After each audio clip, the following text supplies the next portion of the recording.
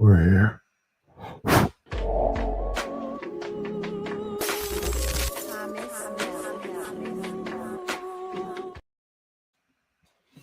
So guys, your boy Gustavo's back again for another Let's Talk Raw live, obviously at the mad time because Raw was live from Paris, France tonight. And obviously I'm in the UK, so the time difference is an hour between us and France. And you know, best off doing this video now so I don't have to do it tomorrow. Thought I'd check it out, see what's going on, talk to the people because I was going to do it anyway and I didn't get to do Aftermath show earlier. Because one, when we did the stream on the weekend, we didn't really need the Aftermath because we spoke a lot within the stream, and two, Raw was on today, and it's the football transfer deadline there as well. So bit all over the place. But big up to everyone in the chat. Love for the love. Big up Bajan. Big up Morris. Big up Gary. Hope everyone's well, man. Bill honestly said, can't lie, I'm here for vibes. Didn't watch Raw. Only CM Punk segment. My God, Becky is cringe. Raw saying, yeah, I hear it, man. I'll be honest, man. Obviously, it's called Let's Talk Raw and that, and it's based on that. But like, I really just speak to the people and that and let you like have your say for the next half an hour or so, man. I don't really want to be here for a long time at all. There's no reason to be, but yeah, man. Raw. Let's be honest. Let's get straight into this, innit? Because for all the people that were optimistic about Raw after last night's clash in Paris, I told you, bro, there's nothing to be gassed about with Raw. I think Morris was the one who said that you're going to do a watch along special time. Why would I do a watch along to Raw after what I went through watching SmackDown last week? Not a chance. And I was corrected, but luckily I got to do some work. I was on Enzy's stream for half of Raw, but I had it on in the background and I had to go back for the promos. And then, yeah, I told you the beauty of it is just pause it and just let it chill out, and then you can skip through the bits you don't need to skip through and that, bro. So just an overhaul. They kept some continuity. They had a few backstage segments, nothing crazy. The same kind of speak to Adam Pearce, but they did weave in throughout the show CM Punk trying to get Seth Rollins, trying to find Seth Rollins, which I do like that they do that. They've done it at the pay-per-view as well. Hopefully they do it going forward. But they got to make it make sense. So they got to make it mean something because, yeah, I don't know. This is like, it doesn't feel like it means too much. Obviously, off the back of what happened the previous night. Now, what I will say, I'm gonna run through what happened in the show, although I don't need to get into much details. A lot of things that didn't make sense to me is, I get it, CM Punk, he's waiting for Seth to come into the building. Adam Pearce approaches him and he says, listen, I'm waiting for Seth. When I see him, it's on site. Now, what? Adam Pearce was very lenient towards CM Punk, basically saying that when I catch Seth, I'm gonna beat him up.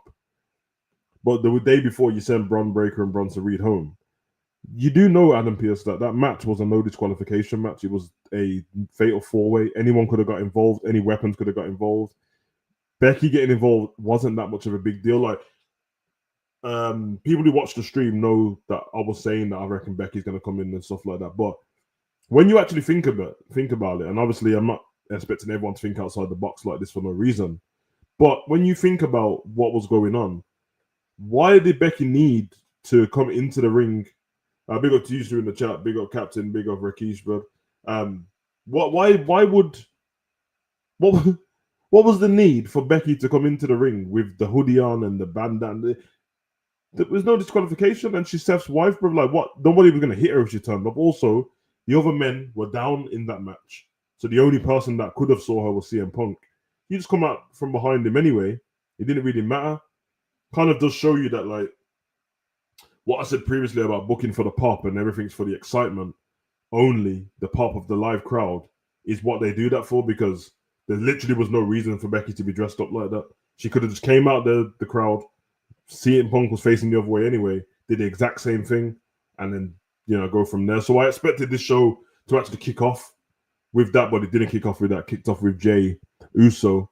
And you already knew 80-minute promo between them got interrupted. As I told you, every promo every week would be somebody coming out, somebody being interrupted, that person being interrupted by two more people or one more person, usually the Vision now. And it's been like this the whole time. It's either you used to get interrupted by the Vision, and when it wasn't the Vision, you used to get interrupted by the Judgment Day, week in, week out. It's been like that. So international show makes bland shows look good. Yeah, because to big up the crowd and that. I mean, it's a bit annoying watching it on TV. I think my son was talking about it just through two advert breaks. They didn't stop cheering and chanting. Now, I guess if you pay your money and you're in there, That's going to feel amazing. The vibes of the show. When you're at home watching it, makes you want to skip it. But I'm not mad at that crowd. And obviously they did the same thing with Jey Uso as well with his entrance. You know what I mean? Run it back and all that business. It looked great. Everything was cold. Few times with the crowd tonight, especially the AJ Styles moment again. They recreated their moment from, I think it was Backlash last time, with AJ Styles. And yeah, that's always incredible. And I'm happy for him as well because he's on his way out of the company, bro. Like, he's probably going into his final year. So I'm glad that he got an ovation like that because he deserves it. He's great. They just don't treat him properly. But yeah, man, I was just looking at little things, man. As I said, we know the method already. 18-minute promo minimum, 15-minute minimum. And then, yeah, going to get interrupted by another babyface, and then them two babyfaces get interrupted by the Vision, which is what happened.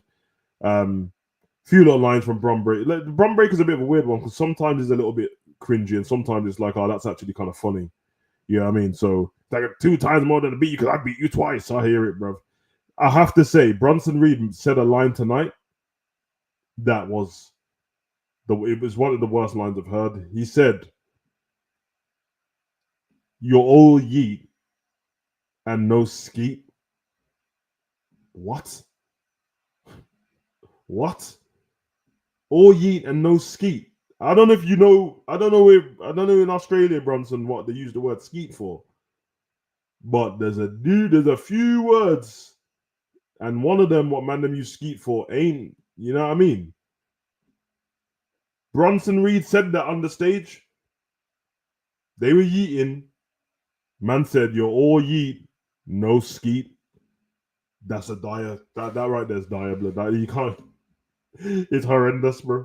It's horrendous, but it is what it is. We knew what was going to happen from this moment. We did have moments between Jey Uso and LA Knight progressing through the show as well. But we knew what was going to happen when they mentioned this. We knew, let's be honest.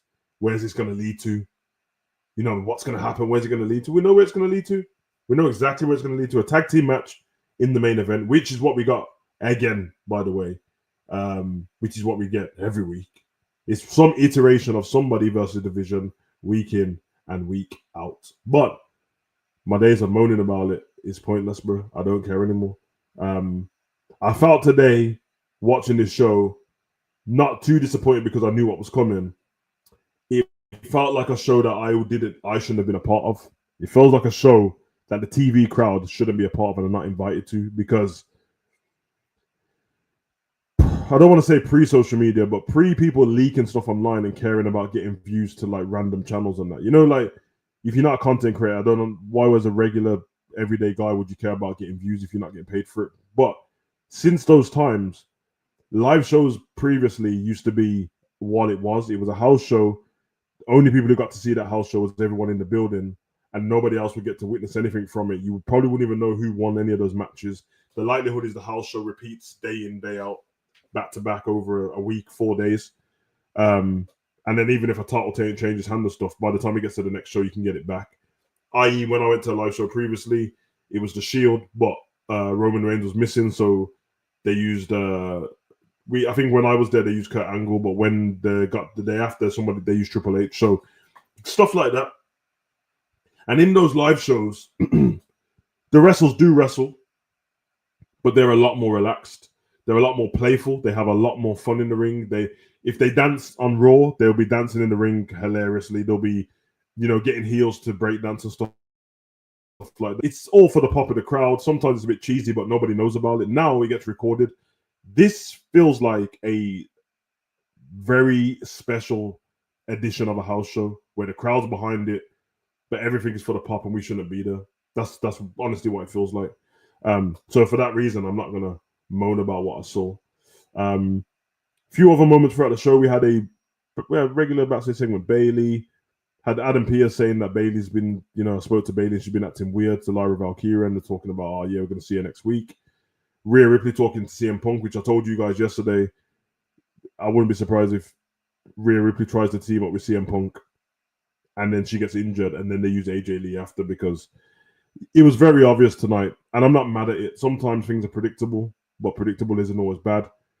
Sometimes give the fans what they want.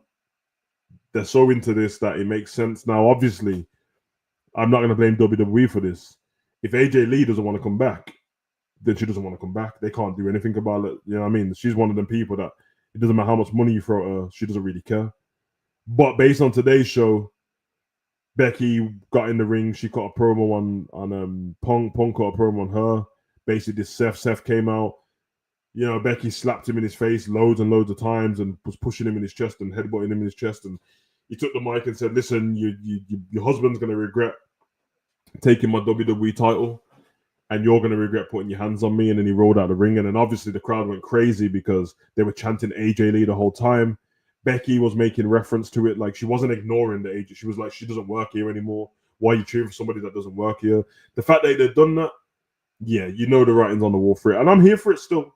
I'm here for it, bro. Just for the fact that we get to see AJ Lee at least one more time if it happens. I'm here for it. You know what I mean? There's no point me acting like, oh, whatever and that. No, it's going to be part of a story at some point. It's so what, like, you know, like that. I'm guessing they're going to do a few misdirections because when this show ended tonight, well, after that promo, he went backstage to try and find Seth. Adam Pearce said that Seth and Becky have gone. And then he said, like, this didn't make any sense. So CM Punk said, "Where's SmackDown?" Adam Pearce said, "Good old hometown of Chicago." Why? And then CM Punk started laughing. First of all, Adam Pearce, you know damn well that CM Punk knew it was in Chicago. You also knew that when you said Chicago, it's CM Punk's hometown where he already lives. The question I have for you is, why are you asking where SmackDown is when Seth Rollins is part of Raw? Seriously, hear me out. We know the draft is stupid, but he is the SmackDown. No, he's the Raw champion. Why would he be on SmackDown? How now all of a sudden you're gonna tell me that CM Punk preempted that Seth Rollins was gonna turn up on SmackDown? Crazy. Also, why did they bring Lyra all the way to Paris just for her to turn back up? Welcome back, Lyra. Just for her to talk and leave, bro. We had a backstage segment. Well, it wasn't a backstage, it was a vignette. This is crazy because I actually like this, even though it doesn't mean too much. They lost their match tonight, the New Day, and Waller versus I think Penta and the Viking Raiders, Viking Experience, Viking Warriors, whatever. Don't care about the match. Nobody cares. The vignette of the funeral for the WWE Tag Team titles was cold, bro, and I'm getting to the brink where why do they keep having New Day do good stuff, which is them doing it themselves, and then not following through with it?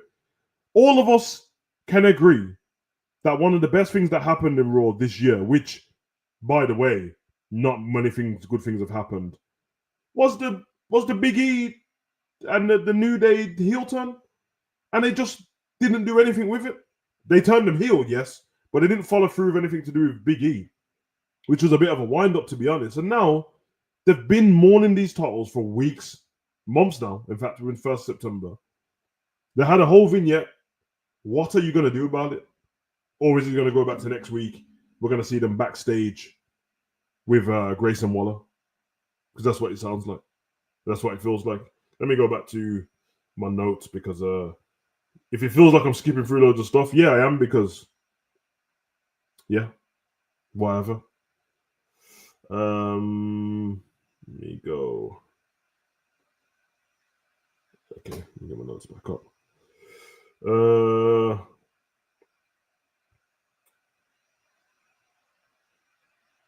Okay, this is what I did. I just realized why I didn't want to talk about this, but tonight, oh yeah, Jay. Yeah, I forgot about that. At the end of the show, they attacked Jay Uso, and then Jimmy came out. We're getting the Usos back together. We know. Yeah. Anyway, Usos gonna be back together. Good for them. Io vs Stephanie makes perfect sense. Hope Stephanie wins. Can you explain to me why it makes perfect sense? I'm actually asking a question. Can you just explain to me why it makes perfect sense? Because I'm pissed off that this is even a match. She lost her title, bro. Why? The whole talk was just, oh yeah, why is Rhea Ripley getting all these rematches and that? Io's just back in there again. Right. I hear it. Because even with these rematch clauses and stuff like that, I have to say, like, the rematch is, if you have a rematch, then it's against the person you lost the belt to. This new thing in WWE, like you have a rematch for your title with somebody else that didn't even take it off you. It didn't make any sense. Now, I was thinking it was going to be um, Rhea Ripley, but then I said yesterday they're going to save it for Perth, so chances are it's going to be somebody else. I didn't think it was going to be Io. Oh yeah, here we go, Morris. Io was the last champion before Naomi, so I guess the rematch clause is back. And also Stephanie won her number one contendership match. No, I don't need you to explain me about Stephanie. Of course, she's in the title shot. What you said about Io doesn't make any sense. She lost.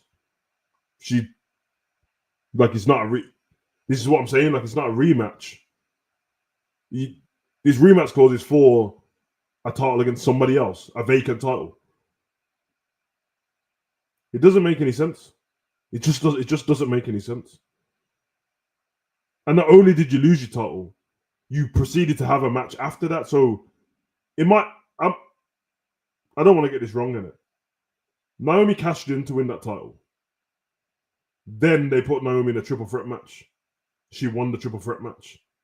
There's Io's rematch. Ain't that it? It's done. It's. No, I don't even want to talk shit, man. I'm gonna get out of here soon, but let me just check something. Because I gotta be tripping.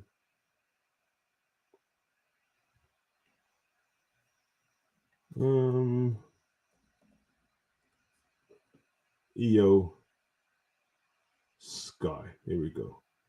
Database matches. Io. Okay, she defeated Raquel Rodriguez today. I mean, yeah, nobody cares about that. That's the thingy. That was no, shit, that was a different time. That was 24th. Triple threat match, premium live event, SummerSlam. Yeah. Naomi, Io Sky, Rhea Ripley. Naomi won the match. There is your rematch. What are we talking about? It's already done. That's it done. It's done. Before that, that's when Naomi cashed in. I'm not trying to hear it, bruv. You had your rematch. The rematch is done. You lost.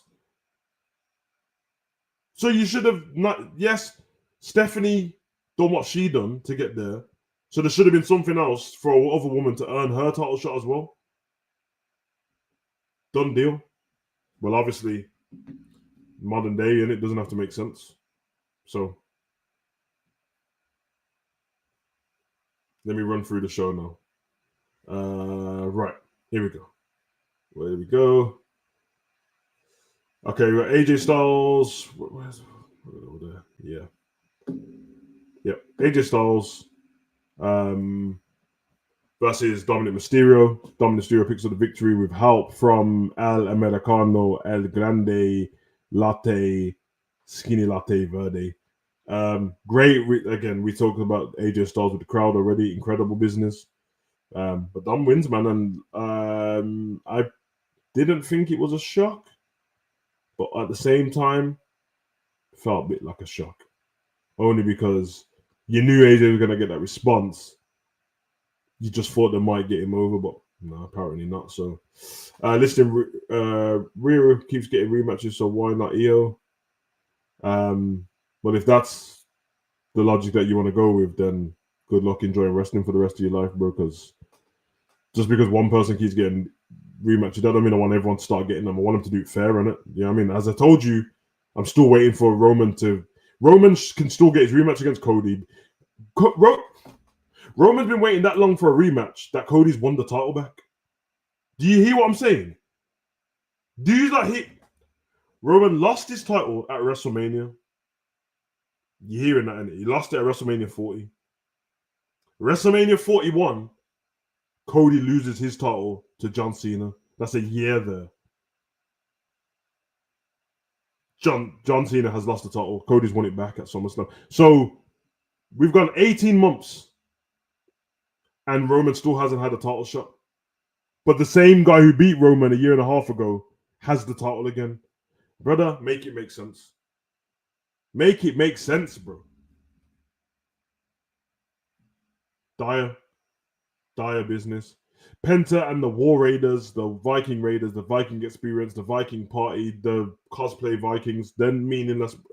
And we don't need Penta in these matches versus the New Day because obviously Big G was there. Yeah, we know. Kabuki Warriors took on Raquel Rodriguez, Roxanne Perez, because Kabuki Warriors. Oh yeah, this is what I wanted to get to, innit? Oscar. Okay, we have to. She's not good, bro. She's not good, bro. Before anyone says anything, of course I'm not talking about Oscar in the ring, bro. Oscar on the mic is up there with the worst shit I've heard. What she was. Put it this way, for me to explain what I'm talking about. You see, when Bray Wyatt would cut a promo, well, Funhouse Bray would cut a promo on somebody in the ring, but clearly Funhouse Bray wasn't live; he was pre-recorded. So he would say something, and you had to time it perfectly so you could get your response in for the Funhouse Bray to talk again. Brother, that's what it's like Oscar speaking, but in live terms, bro. EO said, I won't need your help next time when I face Stephanie. You didn't win last time. Everybody waits. Someone says something, speaks to Rhea, blah blah. You're lucky because of course I want my title back and that. You're not ready for Oscar. Yeah, but I just want my title back. Nobody's ready for Oscar. And then in the background is just Kyrie acting like she's petrified of Oscar, that Oscar's gonna London go crazy. I'm the Empress of Tomorrow. Nobody's ready for Oscar. Brother.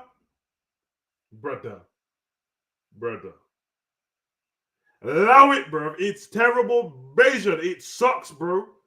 It sucks, bro. It sucks, bro. It sucks. It might be the worst one. I'm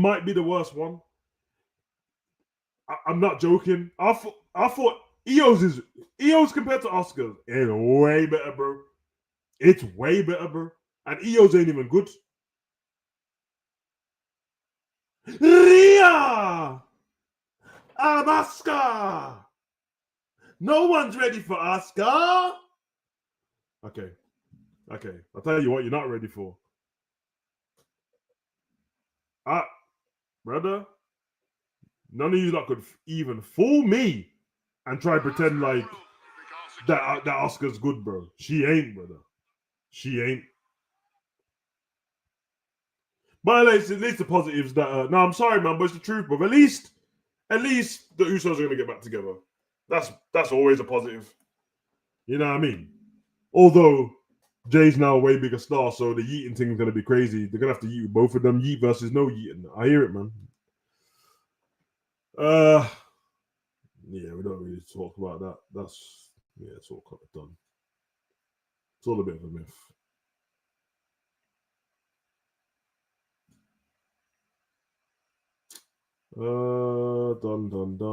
Done. Yeah. Bron Breakker and Bronson Reed won. They just won. Like, they just won, and it Bronson and Brock. Like, I'm bored of them already. Like, man still came out with the Tribal Thief t-shirt. But, brother, allow it, man. Morris, let's not even wonder how good she's on the mic, and she's a pirate. That's enough said, bro. Enough said that she's a pirate, bro. Now, don't get me wrong. I'm not trolling these people. Obviously, I don't know about you like in the chat, so I can't speak for you in it. I'm learning Spanish at the moment, and I can speak like little words of different languages. It's very hard to learn another language. So the fact that they can fluently listen to English and speak English, but in a promo, we need something different. Maybe should I want a new bloodline with Zilla? A new bloodline. There's enough Samoans, bro. You see how we started Lucha Underground? Start Samoans Underground, bro, and that will kick off, bro, because, yeah, family's moving mad. Is there anything else I missed out? Don't care about that stupid promo. Becky came out all cheesy, coming out like Seth. Did that backstage. Dumb. Yeah, done all of that. Bruv. Trash. AJ lost. Lyra. Done. Jackie Redmond, Rhea. Done. Yeah. So basically, I'm done. Basically, guys, it was a live show. The MFTs are not cutting it. There's too many of them. There's too many of them for anyone to care about. They've purposely dressed them all as Nightwing in black and red, and there's no personality. Bejan, I hear what you're saying, but we can't have another faction. There's too many people, bro. There's too many. Like, they've got the Vision on one brand, and then them not on another brand, and there's not enough TV time to go around, bro. So it's like, yeah, Tama's got to come back.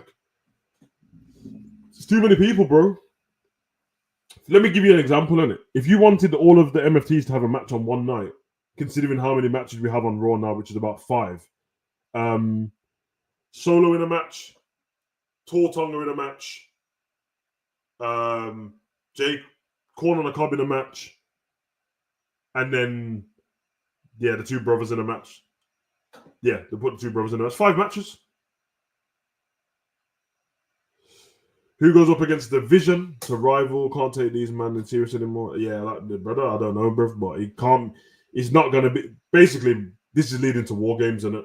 And I can smell it already, bro. I can smell it a mile off already. That the Vision have 3 people already. They'll probably end up with a Drew McIntyre or someone on their team, and then the rest of the other team will be CM Punk and somebody else. And I wouldn't be surprised if War Games is Jimmy and Jay, LA Knight and CM Punk versus Seth, the rest of the Vision, and Drew McIntyre.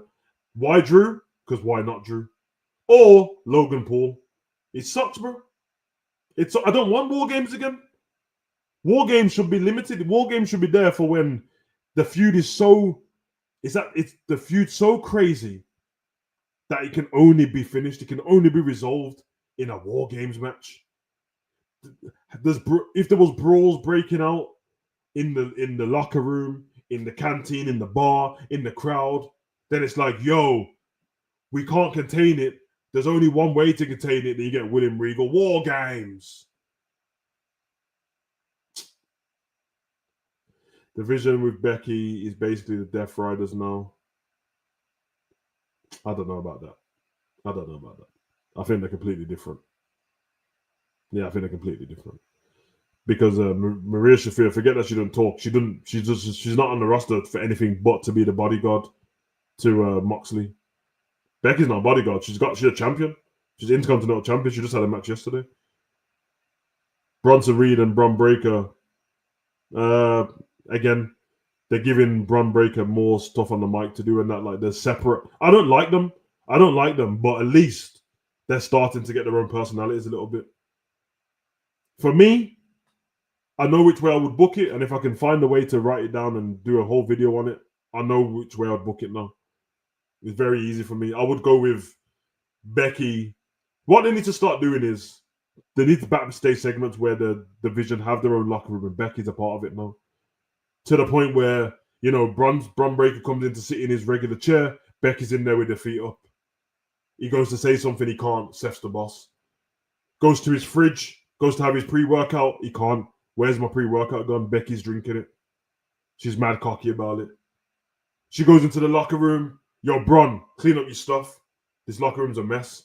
He's like, yo, this locker room's for the boys. Can't say anything.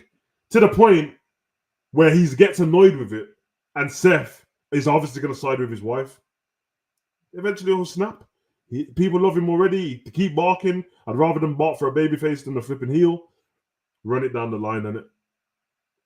Safe.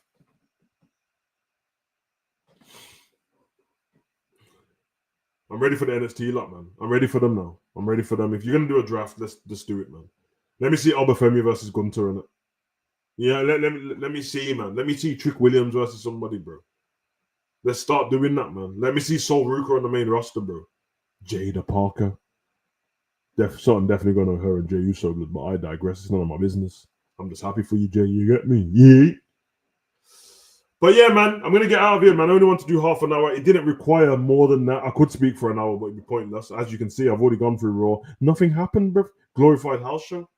But on other news, football's about. Transfer deadline day was today. Liverpool signed Isak. And he's been announced now. So I'm going to go watch the rest of the interview. But you guys, you've been amazing, man. I thought I'd do this today. There's no point in me waiting for tomorrow. It's on my time scale. Normally, Raw would be starting in about 2.5 hours. I don't need to do that today. So Raw's gonna start 2.5 hours. It's already done. I'm not here to complain about it too much. I just wanted to give you little opinions on what was going on. But yeah. You know what I mean? But what we'll do is if I got time tomorrow now, I can find time to do a different video. So we'll see. Hey man, that's their great. Listen, Bejan, I ain't got nothing to say on it, bro. Like Gray was their player, bro. If the contract weren't signed, so the contract weren't signed, then it's life, bro. It's one of those ones. Can't have it our own way all the time. We just went and brought about 10 players and that. So if one don't get through, such is life, man. But big up to all these like in the chat. Thanks for coming along. You already know the vibes. Yay!